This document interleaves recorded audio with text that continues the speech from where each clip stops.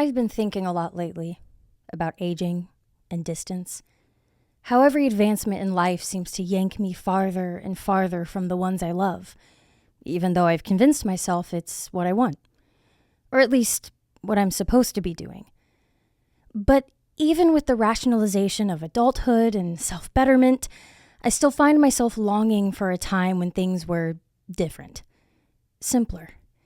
When I didn't wake up alone, in my own apartment, turn on the morning YouTube video of my choosing because I don't have to fight with anyone about what to watch or what music we're going to listen to on the way to school.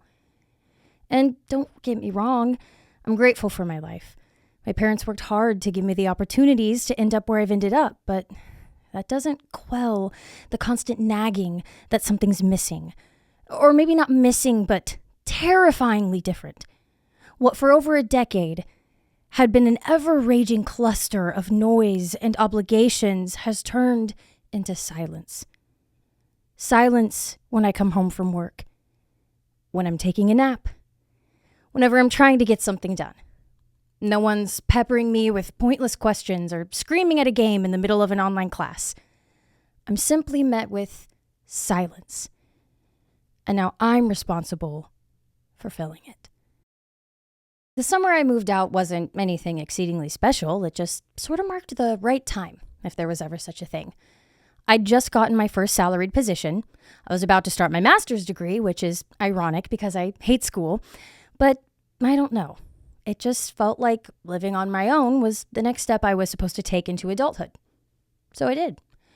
And while it was a bit rocky at first, I grew to love it.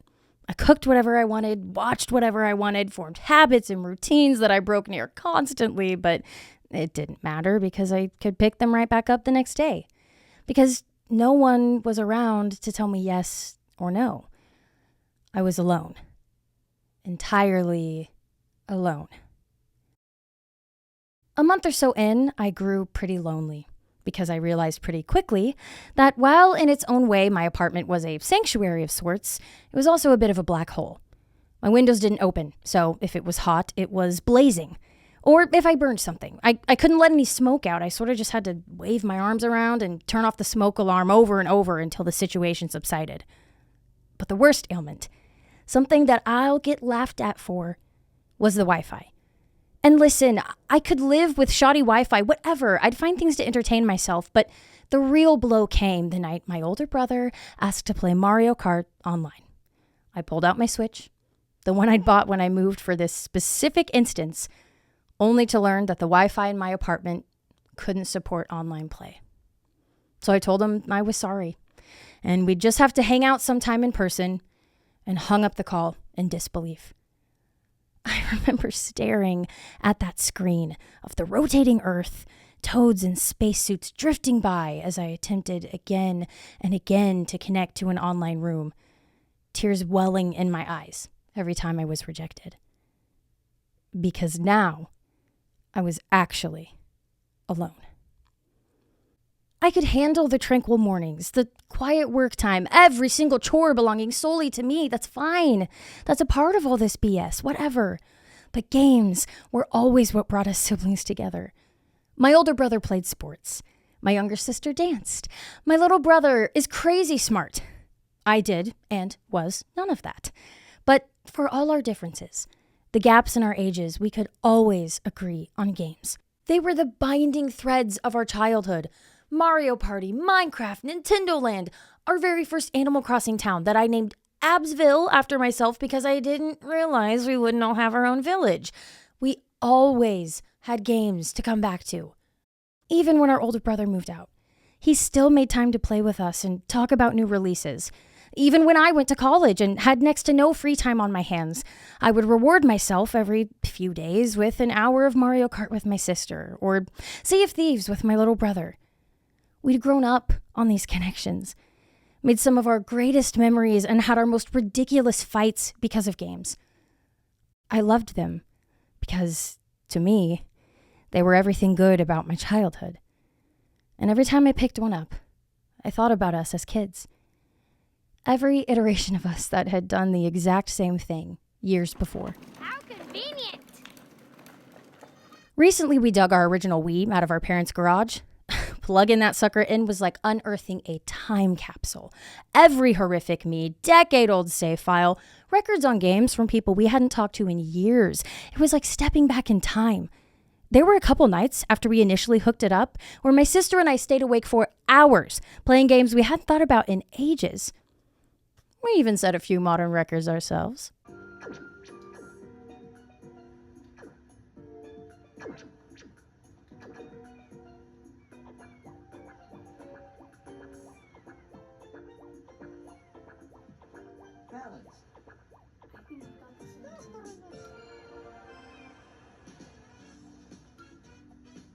Second place, let's go! That's what we wanted, baby! And that's really the hell it's about. But something still wasn't right. Playing these games, only the two of us, felt sacrilegious in a way. It wouldn't be complete until it was us four. Well, my wishes were fulfilled when I received a text the next day inviting everyone to a family dinner at our parents' house. We ate our meal and gabbed, and just before our older brother and his wife had to leave, we convinced him to play one of the classics with us, Mario and Sonic at the Olympic Winter Games. Now, if you're not familiar with this title, well, familiarize yourself. You ever wanted to see Dr. Eggman figure skate? Or Wario swing through an impossible stage of uneven bars through the peaks of a city skyline? Well, you've come to the right place. The four of us decided we were going to race through Moo Moo Meadows with a cart full of Yoshi eggs behind us. Our only goal was to make it to the end of the course in as short a time as possible without the eggs flying out. And every egg lost was time added to our overall score. You win if you have the lowest time. Well, being the seasoned gamers we were, we strapped the remotes to our wrists and prepared for the trip of a lifetime. And as I looked around the room at the four of us, desperately shaking our Wii remotes to save what few Yoshi eggs remained in our sad little cart, a sudden rush of unease overtook me, as I wondered if this would be the last time the four of us played together like this. If a random weeknight dinner would mark the final time the Brower siblings played their childhood Wii, before it was stored in the garage forever, or sat unused in our parents' living room until Mom demanded it be put away. Because we certainly didn't plan for the last time we played this console together to be our last. It just was. I don't remember the day we put it away. I don't think a plan was made to do so. It just happened. Like so many things in our lives do anymore. So many lasts, too many lasts, are merely happening. I scanned the four of us and wondered what 13-year-old Jesse, our oldest brother, 10-year-old me, 8-year-old Chloe, our sweet sister, and 5-year-old Lucas, the baby of the family, would think of us now. If they'd be proud of the accomplishments we'd made since we put those versions of ourselves away, or if they'd simply be sad that glitchy, 4-player split-screen Minecraft wasn't a daily occurrence anymore. Lucas, are any of these for you? Hey, who am I? I think they'd feel a bit of both, kind of like I did that night. Whenever my older brother set his decade-old off-brand Wii remote on the side table and hugged us all goodbye, because he had to go put his baby to bed. I drove back to my apartment a couple hours later with a pit of childhood dread in my stomach for everything we were potentially missing out on by living away from each other. Memories that would never get to be made because instead of walking a few feet to knock on a bedroom door, we now had to schedule meetups and make sure we had enough gas to make it to each other. We didn't all go in together to buy a mansion on the beach with individual rooms for gaming and pets and movies, and instead we were just barely out of each other's reach. Sure, we could drive 12 or so minutes to meet up somewhere, but that somehow made it worse. We were all living our own lives, filling our own silence. They were only close in theory, like a constant reminder of our consistent aging, how every year of our lives would get busier and busier. It wasn't fair. This couldn't possibly be what aging meant. Every year wasn't some kind of new beginning or whatever crap society tries to feed you. Every new advancement marked a steady flow of lasts. I needed something to hold on to. Something that could remind me that my stuffy apartment wasn't the only location on the planet. Something that said, no matter how far I roam, how awful my Wi-Fi is, or the mind-boggling lack of an Ethernet port, that I'm never truly alone. Even if all I have is a wistful memory of times long since past and the whisper of a promise that they'll happen again, I'll be okay. Because if nothing else, a version of me got to have them. And that, in itself, is a gift.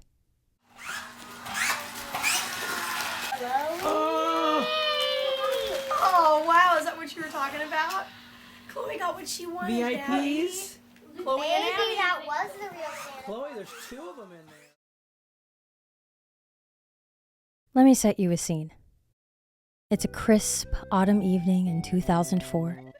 Your breath billowing in front of you as your little legs dart away from an ever-dwindling countdown. 5, 4, 3, 2, 1. You've scuttled underneath the drooping branches of a pine tree, the same spot you always rush to. But this time is foolproof. This time he definitely won't think to look under the same thinning tree you slipped under last time. Counting turns into footsteps as the crunching of leaves grows closer and closer. But like magic, he walks right past you. Just like the time before. Despite you still catching your breath. Your giggles as he gets close. Like this tree is some kind of mystical bubble. Finally, he throws his hands up and exclaims that he simply can't find you. You burst from the branches and grab him from behind, pleased with yourself and your victory. Being an older brother must make someone a lousy seeker, you think to yourself. It's the only logical explanation. You revel in your victory as you make your way back to the house, excited to tell your parents that your brother, once again, could not find you. He might find you next time. You better think of a new hiding spot, your mom says. But you're sure that the next time will be the same as the last. There's something magic about these nights in that tree. You end the night with a bowl of stew and Teen Titans reruns. You and your brother's matching camo overalls hanging by the back door. If this is what it means to be a kid, you don't ever want to grow up. The ambient sounds of your parents' soft chatter from the other room, you and your brother sipping broth to the droning of too quiet TV, sounds of his sister and her older brother. Calm, warm, safe. Growing up with an older brother also sounded a lot like this. Wait.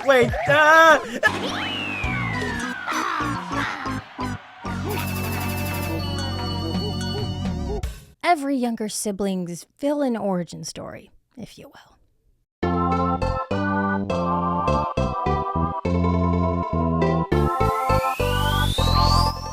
Nah, I'm just playing. Growing up like that was pretty sweet because it prepared me for all of life's disappointments. But I do feel like I really hit the jackpot with Jesse, and I mean it, because he'd beat the life out of me on Smash, but then take the time to show me how to actually control my character, so I had a fighting chance. And so there was a semblance of fairness. Looking back, he probably did that so he could have a little more fun when beating me, but I like to look past that. Life with him was great. And even if it wasn't, well, I didn't know any different. All I knew was that I had to toughen up in order to survive Ike's final smash, and to not be the weak link in Double Dash. Skills of endurance and grit that transferred nicely into the real world. So, thank you for beating me senseless, Jesse. You prepared me for the master hand slap to the face that were my taxes this year. Jesse was my introduction to many things, and one of the most exciting things of those was video games. There was this really sweet period of time where it was just Jesse and I. And even when our sister was born, it was cool or whatever, but she was too little to do anything with us yet. So it was still Jesse and I. He had no one else to pay attention to but me. And we still did little kid things like playing outside and terrorizing our parents, but those times where I watched him play some game I wasn't old enough to play, or he'd struggle on that awful DreamWorks Madagascar golf game that we'd play together, I was on top of the world because my older brother thought I was cool enough to hang out. I got to be a part of his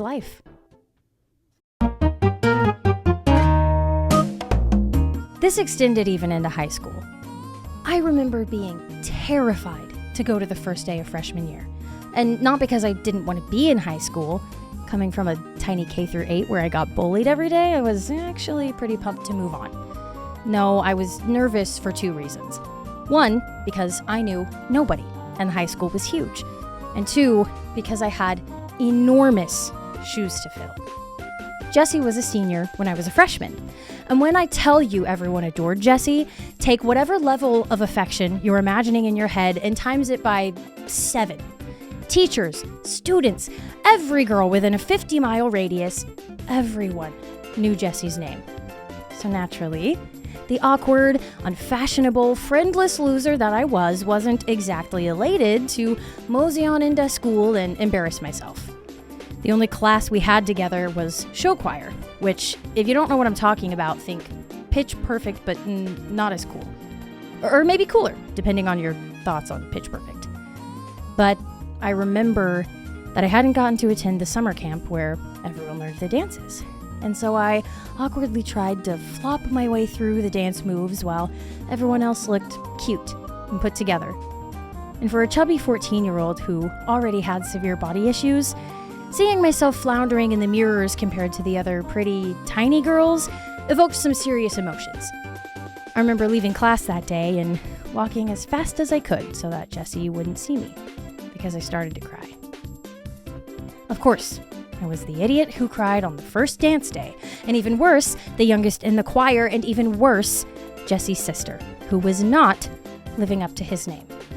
But as we rode home that day in white lightning, the iconic Jessie ride, he informed me that he in fact saw me cry, and that I had nothing to worry about.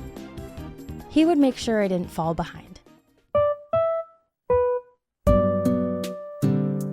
That mentality spanned all throughout that year, and even in the moment, I realized I was blessed, but looking back, I don't think high school Abby realized how rare that bond truly was. Jessie asked me to sit with him and his friends at lunch. I was invited to hangouts. We even had a joint birthday party because his friends were my friends too. And yeah, they all knew him first and definitely saw me as a little sister more than anything else, but when I tell you that your acceptance of me and sharing of your friends saved me, I mean that in the purest sense. I was enduring some things at that time in my life that I don't think I've ever told you about. But every time you took me for a drive to get snacks at the gas station, or we'd watch How I Met Your Mother in the basement after Mom and Dad thought we'd gone to bed, that darkness suddenly didn't seem so gripping. The title of Jessie's sister shifted from a moniker of dread to a badge of honor. And I used it as such for years to come. I loved that part of myself. I had never loved myself before.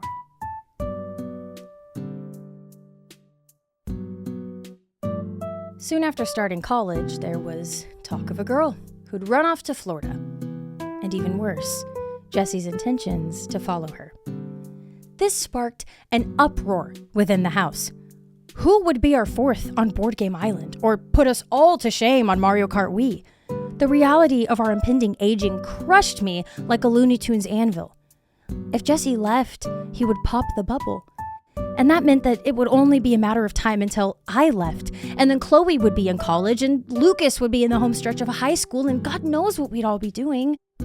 Would we ever fight over who got to go to the KK Slider concert first in the coffee shop of Abbsville again? Or would we all just be apart?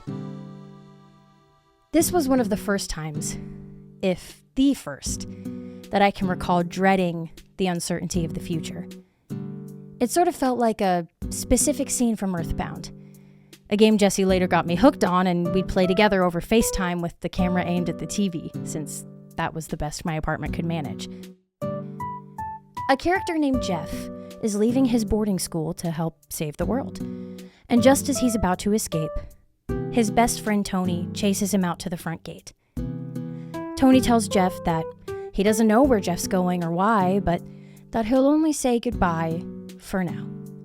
He even helps Jeff hop over the gate. but like a cruel joke, Jeff's boarding school is one of the only places in the entire game you can't return to. I haven't even beaten the game yet. For all I know, that's the last time Jeff and Tony saw each other. And all they'll have for the rest of their lives is a poor FaceTime connection.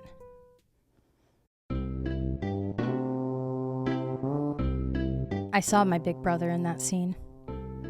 Confidant, protector, number one enemy. I didn't want him to go.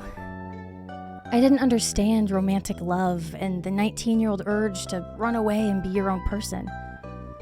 All I knew was that he was leaving, and I could either turn the other way and live in denial, or hug him goodbye. That hug was the first of many hugs goodbye. I hugged him goodbye the day he married the girl he'd chased halfway across the country, giving me the big sister I'd always dreamed of having. I hugged him goodbye when he bought his first house, cementing a well-kept drywall barrier between us. And, in a way, I hugged him goodbye with awestruck pride the night I met his son, my nephew, awarding me my first official adulthood title, Aunt. Every milestone we hit seemed to drag us farther and farther away from each other. Even if we lived in the same city again, we didn't have the time we had before to hide in trees and watch cartoons till our eyes hurt, or the luxury of playing Spyro deep into the night, one of the first times I was ever handed a controller that wasn't plugged into anything. But I didn't know it. I was making that little purple dragon run around all the same. And really, looking back, it doesn't matter. I would give anything to relive those memories again. And yet there's something so special about who we are now. Knowing that someday I'll hand your son a controller that's not charged and convince him he's winning at something. Because that's just a part of growing up. In a way, playing with him, I get to watch you grow up all over again.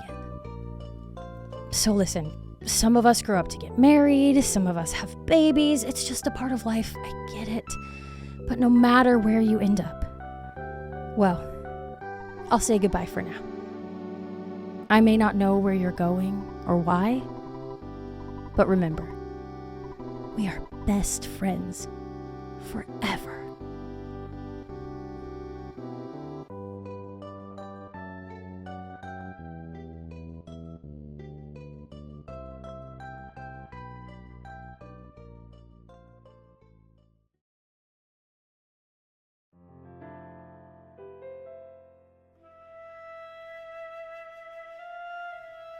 I've heard a lot of stories about sisters, and to my surprise, most of them have not been good ones. To which I always think, well, that's dumb. What is there to fight about? Our shirts not matching perfectly? Not getting enough mud pile time together before we got discovered? It just doesn't add up to me. It took me a long time to realize just how lucky I had gotten with Chloe.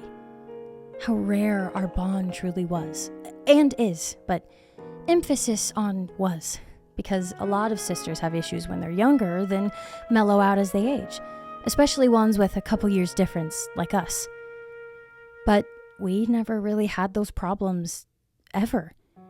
Sure, we had our little tiffs here and there, as any sibling does, but looking back, I fought with Jesse and Lucas far more than I ever did with you. That still holds up, actually. I will admit, I went through an older sister phase where I thought the thing I was supposed to do was ask for big kid time whenever I had a friend over. But to tell you the truth, I never had nearly as much fun. I always ended up missing you. And as I knew even then, those people weren't my friends, most of them, anyway. 90% of these fun hangouts ended in me hiding in a bathroom and crying, then desperately splashing water on my cheeks to look like I'd simply washed my face. But they were all I had to choose from.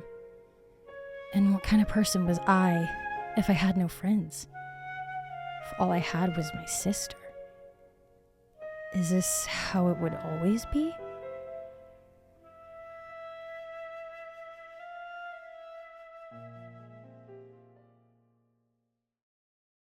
Come to find out, yeah, it's pretty much just us. And it's dope as hell, baby. Listen, I'm sorry to you sisterless losers, but growing up with Chloe was like RNG Jesus himself rigged the Minecraft speedrun in my favor, okay? You don't understand the kingdoms we were ruling. Barbies weren't just Barbies, they were Barbies who'd wandered off into the woods whenever they were 12, then returned to the community 10 years later as a feral creature under the name of Nature Josh. Stuffed animals had a hierarchy, and the lowest of the totem pole had to undergo the monthly town cleanse, which meant the socially accepted stuffies body slammed the outcasts into the washing machine, and everyone watched in horror as their friends and family were agitated to death. And do not even get me started on the endless cast of original characters that we brought to life through videos and writing and hours upon hours of talking in their voices. I recall a specific year at summer camp where I told my entire group about the circle of water in Tokyo that goes down, where Tobias and his twin sister Tobias, spelled exactly the same way but inflected differently, lived, where they studied magic and mysticism under Master Kingford, then later came to the US where they met their adoptive sister Yolanda and their sworn enemy Fibly. These weird narratives you and I had concocted whenever we were supposed to be cleaning our room or going to sleep. I told these complete strangers at summer camp, and I thought they'd either think it was funny or leave me alone for being weird, but the very next day, I received a piece of mail from, you guessed it, the circle of water in Tokyo that goes down. Written entirely in character, not a single I love you or I miss you from my actual family, but rather this fabricated web about how Tobias was falling behind in his training and he needed me to return to give him strength. Signed, Master Kingford, Fibly, Tobias, Darvanina, and Algie.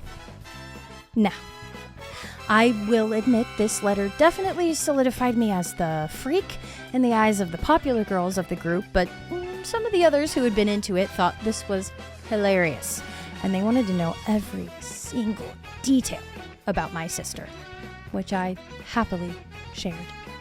Chloe and I were animals, celestial beings far greater than beings. We were gods, and we knew it.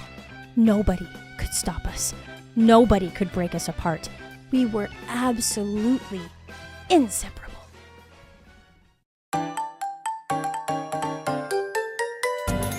Growing up, I felt my role among the siblings was well defined. To Jessie, I was a little sister. I had no authority there, hard as I may have tried. With Lucas, I was the protective older sister turned bestie in later years. But that air of looking after him never ceased.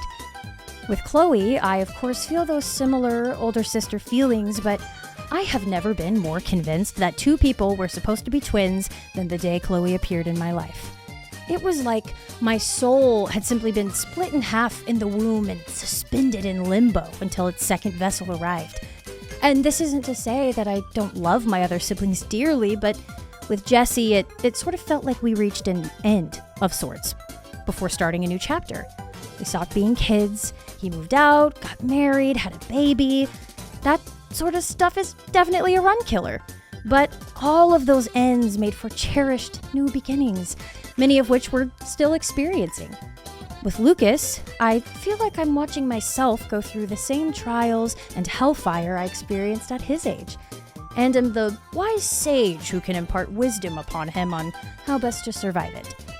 But Chloe and I were just so enmeshed. Chloe and I are always together. We'll probably live together again someday. We're just weird little girls who don't need to grow up in each other's eyes, so we don't.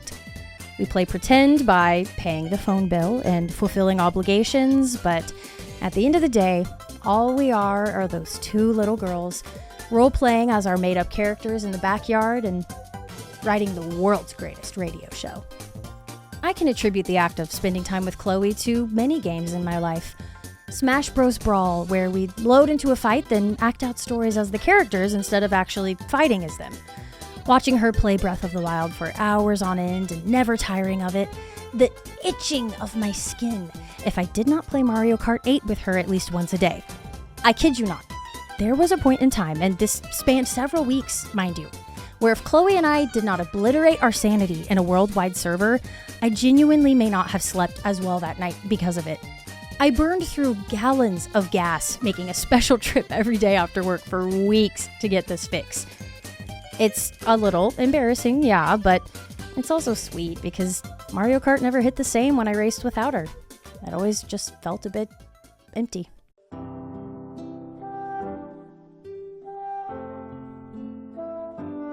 As Chloe and I have aged, and the world around us has vastly sped by, I've begun to realize that all we are sharing between us anymore is spent time.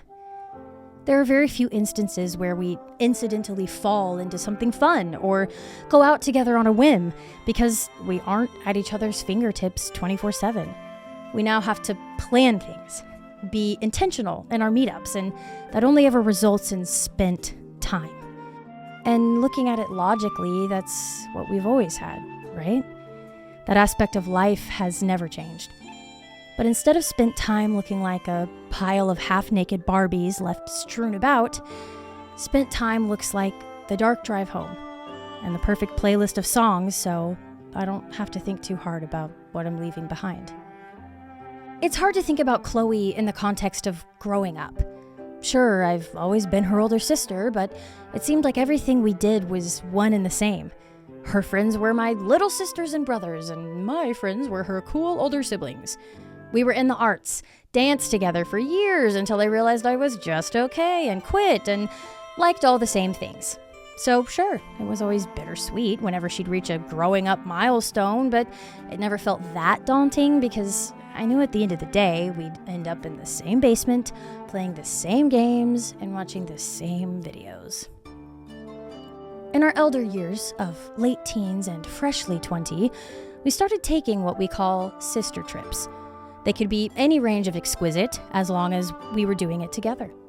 A weekend in a town a few hours away, visiting our great-grandma who lives 9 hours away, or a trip to Florida during the record hottest days in years. It didn't matter what it was, as long as we were doing it together. And after I moved out, these trips became even more sacred, serving both as a source of joy to play pretend like we lived together again and a bitter reminder of our rapid passage through life. I can recall a specific night when I lived at home where Chloe burst into my room with a video pulled up on her phone. Gorgeous scenery of a tiny town in Taiwan that supposedly inspired the movie Spirited Away. She turned to me in full sincerity, eyes big and sparkling, and announced that someday we were going to visit there. Japan too, just the two of us. Our greatest sister trip yet. I told her that I loved the enthusiasm, but it may have to be an old crotchety sister trip. She was a college student, and I was barely making enough money to make my car payment. We fantasized for a while, about a day where we were wandering through the very streets we'd just seen. Abby and Chloe alone. Maybe 30, maybe 70, as long as we were together. Chloe, after you left my room that night, I opened the bucket list that lives in the notes section of my phone, full of sincere, albeit menial goals I'd like to achieve in my life. And just underneath my dreams of a beautiful Minecraft base, I made the entry, "Go on the Spirited Away trip with Chloe." I stared at the words, wondering if they'd ever come to fruition, or if they'd simply live in our minds as the far-fetched fantasy of a couple of little girls. Imagine the joy I felt years later, striking out that entry, buckled in beside you, 24 and 21, on our 12-hour flight to Asia, our greatest sister trip yet.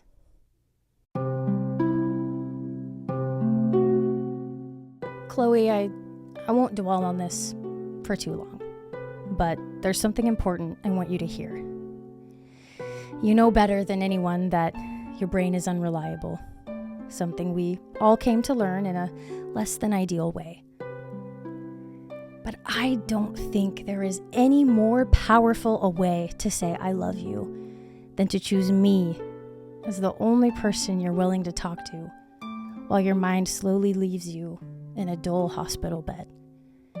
Now, I couldn't just talk normally. I had to talk like the shabby 2-year Cogalog, one of the many colorful characters we'd created. That, or sing very specific songs. I also learned that not any song would do. But if there was ever a shred of doubt in my mind of how deeply you loved and trusted me, well, that terrible, cold room cleared it all up. I remember that day like it was an hour ago. The stuffy environment, the constant return of uncertainty from the staff. Finally, the sun went down, and you were still hooked up to machines and aimlessly passing time. There was nothing left to do but sleep. Something Mom and Dad were making us siblings leave to do. The last thing I wanted to do was leave you, but I also understood that I had done all I could for you.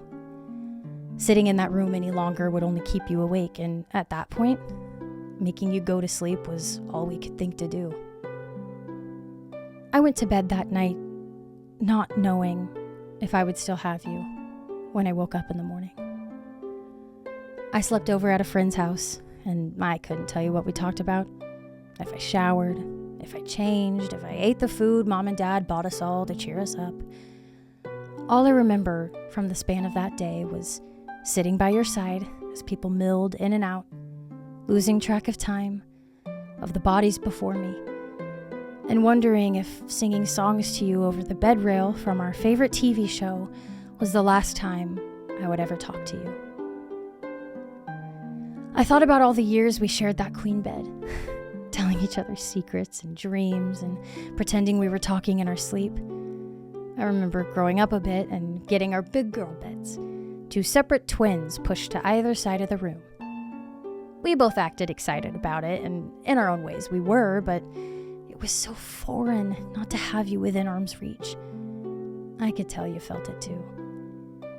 And sitting in that hospital room, watching families shuffle about, nurses and doctors all but shake their heads, I longed for those twins that were smashed against the wall. That queen bed that held 1,000 memories. The invisible ink on the headboard, the marker stains on the topper. You, on the pillow next to me, recording dumb voice memos into my phone and shooting movies on my flip camera. In that sterile, bright room, a body's length away from you. It hit me that this could be it. Maybe our connection had been so dear because it wasn't made to last. Everything we had experienced had been so pure, so that I could keep it forever. Because I'd never experience it again. Whenever Mom and Dad called me the morning after that day, I prepared myself for the worst upon answering. But as soon as I heard your voice, how nonchalantly you said, "Hey," I thought I was gonna throw up, actually, so I played it cool, and I told you I loved you as I hung up the phone. And then I sobbed. And to be so real with you, Chloe, I don't remember the rest of that day. I don't remember going back to the hospital to get you, what we talked about, what I asked you. I couldn't even tell you if I went to school that day, and I really think it's because none of that matters now. My mind filed it away to make room for better things. For singing, Tomodachi life, house sitting, coffee runs, sister trips, sleepovers at my apartment, in my queen-sized bed, where we giggle and tell each other stories and play pretend that we're those little girls again, arguing against bedtime because we somehow forgot how much fun we had once we actually went to our room and stayed awake for several more hours. Chloe, life has taken so much from you. even still, you are grace personified. I don't know many people who could endure what you endure and still be stunning in every sense of the word. Beautiful, yes, but striking in the way that you hold yourself, your compassion, your intelligence, your vibrancy, everything about you is remarkable. I hope someday that you can see yourself through eyes that are not your own, if only for a minute, so you would be inclined to believe even one word of what I'm saying right now. And that one word could burrow inside of you and sputter and spark until a soft, warm glow washes you.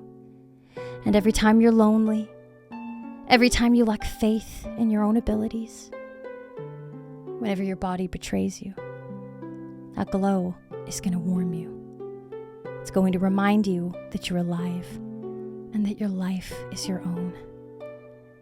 It might work differently than others, but your body cannot change who you are to your core. And who you are, my sweet sister, is love. All I have ever felt for you is love.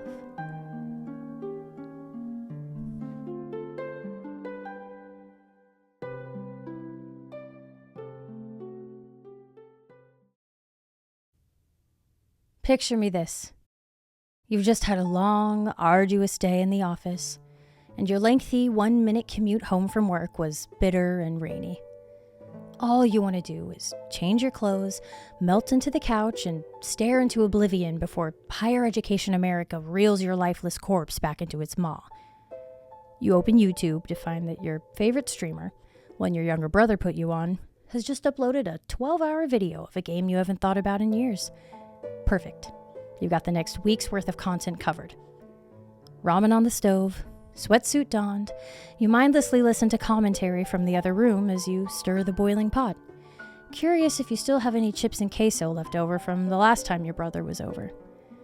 An hour or so of the video, a rinse of your bowl in the sink, a too-long shower all leads back to the couch, where you decide to flip on your current show, a lengthy tale about a yellow-haired furry and a brooding edgelord. You think about your brother and how excited he was after he convinced you to start it. Finally, we could talk about it. The show is good, for sure, but it never hits as hard when you watch it alone. You give him a call, and surprisingly, he picks right up. Want to come watch a few episodes with me? A resounding yes, and suddenly he's in your apartment. The two of you laying foot to foot on the couch, knees awkwardly draped over one another's because your living room is the size of a hallway and can barely accommodate a couch. You convince him to stay the night, and one more episode turns into hours of binging before winding down the evening with your favorite carbonated beverages and a debrief of everything you'd just seen. You're definitely going to pay for it in the morning, but it's okay, because you spent the hours of what would have been sleep with him. As you lie in bed, you wonder what you need to say to convince him to stay one more night. After all, you need some tips on a new game he'd gotten you started on. Drifting off amidst the soft droning of whatever YouTube video your brother's watching on the couch, you rehearse a convincing monologue to spring on him in the morning. So often you find yourself aimlessly passing time, but time is never wasted when he's around. It's shared. Yeah, that's what you're gonna say.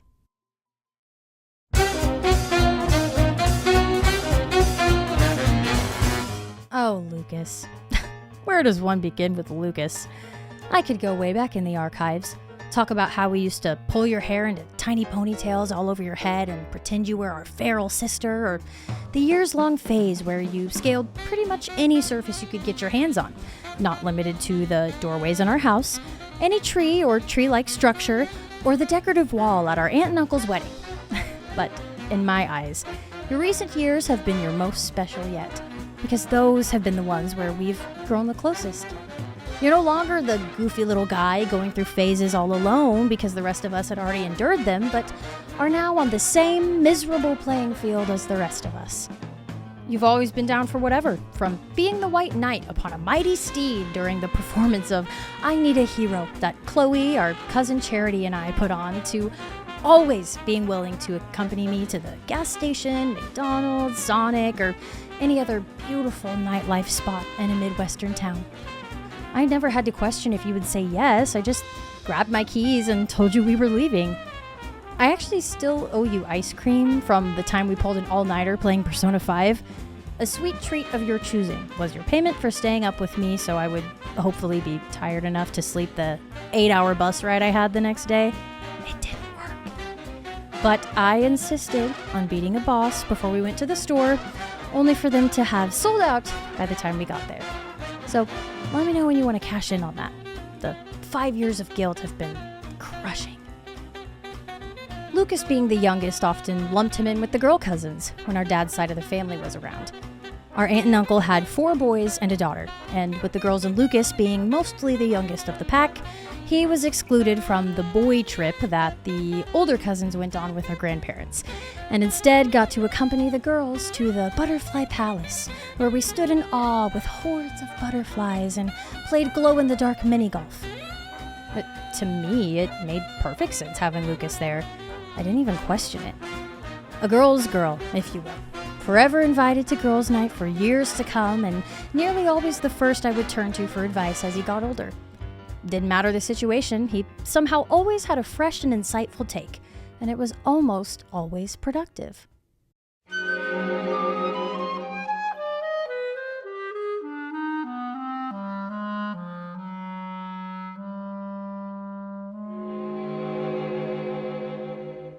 Lucas is the only sibling I remember visiting in the hospital after they'd been born.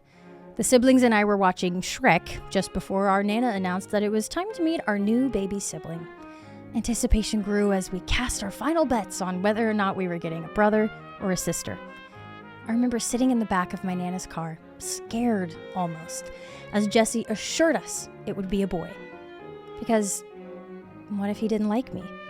Or I wasn't able to be a good big sister to a boy? What if he grew up and didn't want to spend time with me like I'd seen happen to sad older siblings on TV?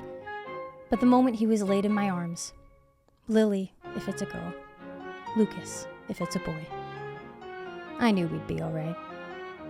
And as he was passed off to Chloe, who'd been yelling since the moment we'd arrived that it was her turn to hold baby Workus, I began to form plans for all the cool things we would do together someday. Me and my new baby brother, Lucas.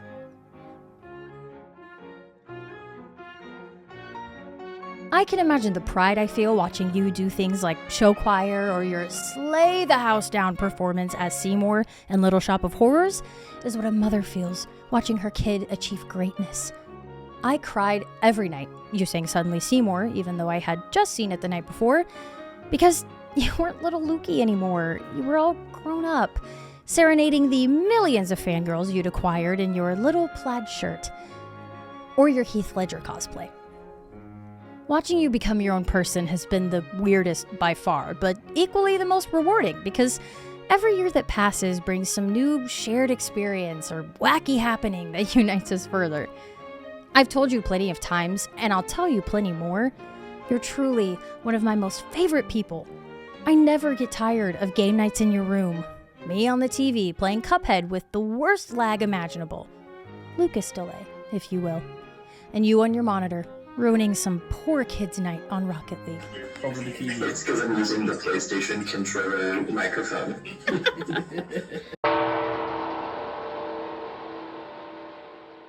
I most closely relate video games to you, Lucas, because you have been my master of sorts in my journey to become a true gamer. Games are the one thing we always see eye to eye on. I'll never forget the summer we beat Cuphead together, the beginning of a ravaging addiction that still plagues me to this day. Sure, I died a laughable amount of times in each fight, my sweet little ghosts racing off the screen faster and faster every death. But you were always there to save me, or cheese the system to bring me back. Very rarely did we complete a fight solo. They were shared victories, every one of them. Whenever I returned to college that fall, and everyone was sharing stories about illustrious vacations they'd taken or some great opportunity that had fallen into their laps, I proudly announced that my younger brother and I had completed Cuphead, my greatest achievement over the summer, maybe even in my life. My professor sort of just congratulated me and moved on, but I actually had a classmate who was incredibly impressed and wanted to meet my legendary brother. I don't know if you guys ever did meet, but I know they'd be even more impressed with you now, even if, despite my begging, you still have not started an expert Cuphead run. College was some of my hardest years yet for a colorful array of reasons, and to say Cuphead is one of the things that got me through them is corny as hell, but also entirely true. Because every time that little cup got the liquid beaten out of his dome head, I aptly thought of you. But more so, how you believed in me enough to endure a co-op run, an entire summer dedicated to this shared experience that would have only taken you a few hours max on your own. It's one of my absolute favorite memories, a perfect summer in my book. It was the first time I really felt like we'd become genuine best friends. Lucas, I would go through the torrent of shit that was my early 20s over and over again if it meant that I got to bond with you like that. If somehow our relationship got snatched away by some sea witch and that was the only way to retrieve it. Truly, I would. Because you are more special to me than any form of self-protection. It's not even hard. If we can defeat King Dice on 2-player, we can do anything.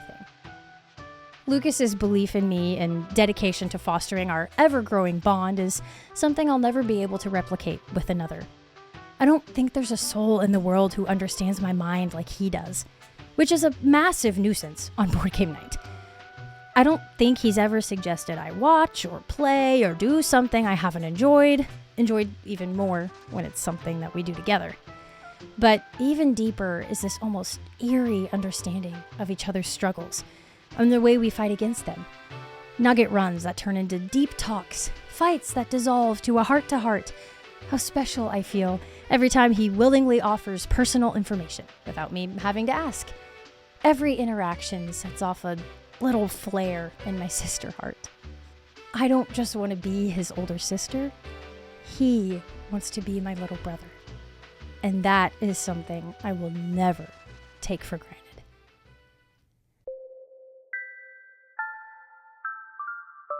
I feel as though the games Lucas and I play together are indicative of the time that's passing around us, and each installation in our archive marks an unconscious acceptance of our growing up. Wii Party turned into Lego Star Wars, which turned into Sea of Thieves, Cuphead, and Another Crab's Treasure, a game I bought on Switch because that was the only console I owned at the time, only to learn deep into the story that the Switch cannot handle the endgame content, rendering the rest of the game unplayable. But when I revealed this harrowing news to Lucas, instead of accepting that I'd never get to finish the game and sending me some playthrough so I could, if nothing else, watch the end of the story, Lucas offered to replay the entire game on his new Xbox, right up until the point I'd been cut off, balancing the stats exactly as I'd had them and intentionally skipping over things I'd missed just so I could experience the game organically. He offered it without a second thought. And yeah, maybe someone could look at that gesture as an excuse of his to fiddle around on his new console, but to me, it was invaluable, because I knew what it really meant. He wanted to share the game with me, watch me experience it for the first time, and add it to the list of treasures in our ever-expanding box of cherished experiences. One Switch's inability to run a banger game is another shabby and baby Workus's treasure. As you got older, those fears from the day I met you began to creep back in. What if when I move out, we suddenly stop talking because we aren't in the same proximity anymore? Will I ever get to scream at you to come upstairs whenever I beat a Cuphead boss I'd been stuck on, or feel your invested presence looming over me in silent support, me deep in focus as I finally complete a pacifist run? Well, the answer is a somewhat no. I have to try a lot harder to do things with you now, be incredibly intentional in our planning and what exactly we're going to accomplish during our exclusive monthly sleepover. But in its own grown-up way, our time is even more precious, even more special now, because every second we spend together is cherished. From singing Bruno Mars on our way to pick up queso and concerningly soggy chips, to you handing me the controller at 3 a.m. to fight Melania, Blade of Mikola, a round I lasted about 30 seconds in. But I didn't care. And really, Lucas, I would have stayed up with you all night if you wanted, if it meant I got that much more time to share. Years ago, I started filling a box in my room with things to take with me when I moved out someday. This being before I had an actual plan to leave. I think I just knew I was around that age and ought to start collecting things that belonged to me, or else they'd get absorbed by the house. But once I actually had a set plan to move out, the very first thing I put in the move-out box was a picture of you. Remember on Kirby's Epic Yarn when Kirby rents his first apartment and it's bare and sad, but then he and Prince Fluff venture into Patchland and Kirby finds all these cool things to put in his place. Kirby's Pad, it was called. Well, when I moved out, it was right around the same time you graduated high school, and well, I don't think I've ever actually told you this, but whenever you and Dad were putting the graduation announcements together to be delivered, I took one out of the pile and wrote on it as if it was going to be mailed to my apartment. Like you were just going to drop it off at the post office and I'd wake up one morning with something to hang on my fridge. But I never actually got around to putting it on my fridge. I addressed it to my apartment, dropped it in the move-out box, and immediately unpacked it onto my nightstand because my place was so empty. I wanted someone nearby. And every night before I go to sleep, I see that envelope as I crawl into bed. And most nights I think nothing of it because it's there every night. But every now and then it catches my eye just right. And I think of you, Prince Fluff. Of our many hours beating that game together.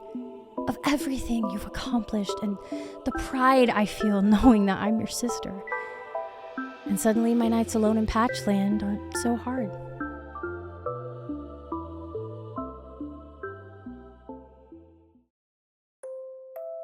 So hear me now, bollocks, baby beans, dumpy, unky yuki.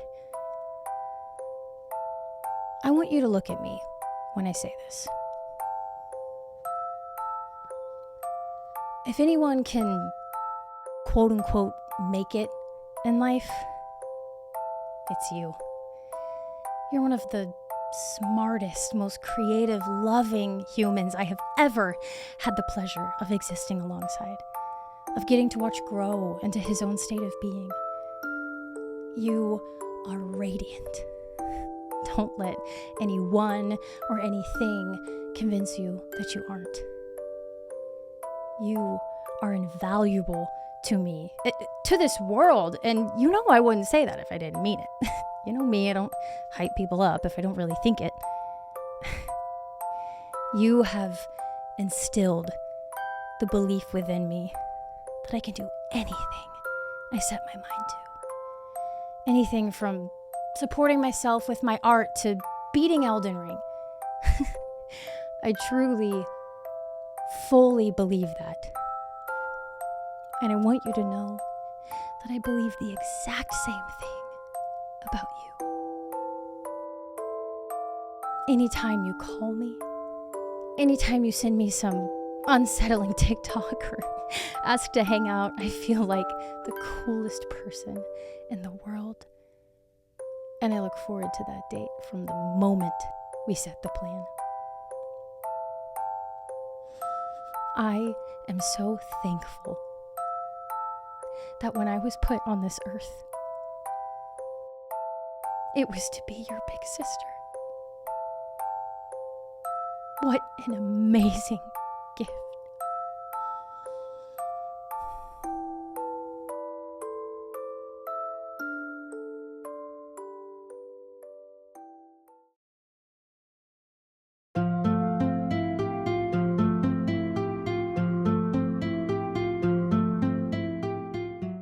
It actually wasn't my original intention to include myself in this video.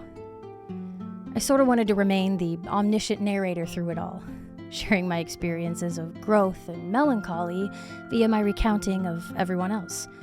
Not so much a sharing of what makes Abby, Abby. But I would be doing the others an injustice if I left myself out of it all. Because you can't have Jesse, Chloe, and Lucas without me. It might be the only thing in the world wherein I am a requirement, and I don't think I've ever realized that before. I think there was a part of me that wanted to stay out of this narrative on purpose. I never really felt like I belonged anywhere, despite my darndest efforts to be a part of something. But eventually, even if you make a nice meal and pack a cute blanket, well, if you keep getting rained out, you sort of give up on having the picnic altogether. I think at a young age, I learned how to play the part, but in truth, I had given up. There wasn't a lot of meaning to what I did. I had big goals, and I dreamed of them often as an excuse to ignore my present. I took up writing, stories, songs, poetry to create a place where I was safe. I made myself so boisterous, so friendly and glittery that I was absolutely impenetrable. Miserable, but alive. There's a lot I can lament about my childhood.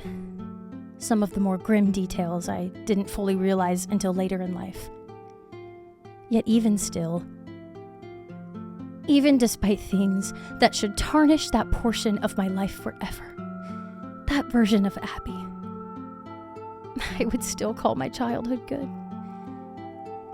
I look back upon those times, upon that girl, with favor. Because in between the terror were road trips, with clunky screens strapped to mom and dad's headrests, and the Wii hooked up to that unreliable generator that our dad swore by. There was Christmas Eve, when we'd all four pile in a queen-size bed and listen for Santa Claus on the roof. There were bikes and scooters on the backyard sidewalk, jumping off the play fort onto the trampoline. A session of Barbies where they conquer the giant crocodile named Brad who rules the mountain to the east. In those moments, there was levity. If fleeting, it was mine.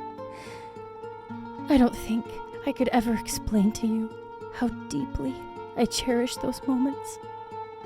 How they've burrowed into me far deeper than any bruise or blackened thought. I don't remember a lot, or at least as much as I wish I did. But every time I'm alone, when there's nothing more to do and it's time to settle down for the night, when it's silent, I think of you guys. I think of you when I see the sunrise, when I do the dishes, when the AC is cold and I put on a sweatshirt, when I make muffins for no one in particular. I think of Sunday mornings and Betty Crocker mix, fighting over who gets to lick the spoon. I think of these things, and it's like nothing bad in my life matters anymore. I can't outrun the ugly.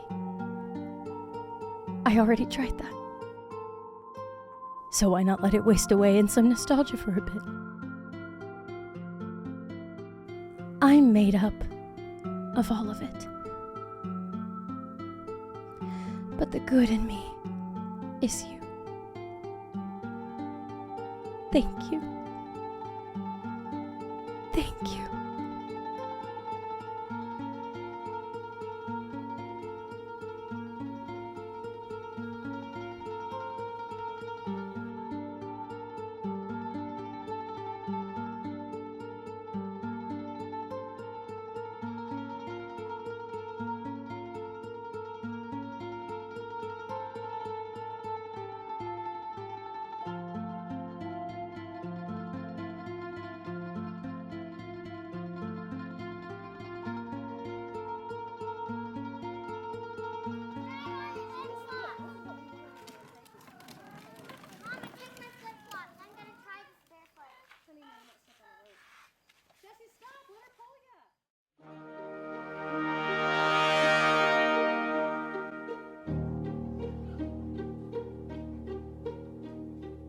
When I look around my apartment for one, I think back to that 16-year-old we, harboring an entire childhood's worth of memories.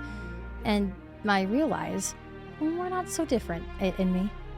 Except if I want to reminisce, I don't have to venture into the dark, scary garage. I simply have to stand in the sun, pick up a game, listen to a song that reminds me of them. If I really need to, I can call, because I know no matter what they're doing, they'll always get back to me. I know a time will come whenever we're not at each other's disposal anymore, when we can't simply drive a few minutes to visit, but I think I've made my peace with that. There's a certain beauty in growing up and forming our own lives, separate from yet interwoven with how we began. And in times when that childhood pit starts to swallow me whole, I have to stop and remind myself that I am what I am now because of all the things the pit has formed itself from. The laughter, the fighting, the remotes with no batteries, all of it. The only reason it has a place within me is because of the joy that radiates when remembering those times. So, if you've heard nothing else from this entire rambling, hear me now. My dear siblings, I am who I am because of you. The loss of childhood may sting a little now, but no.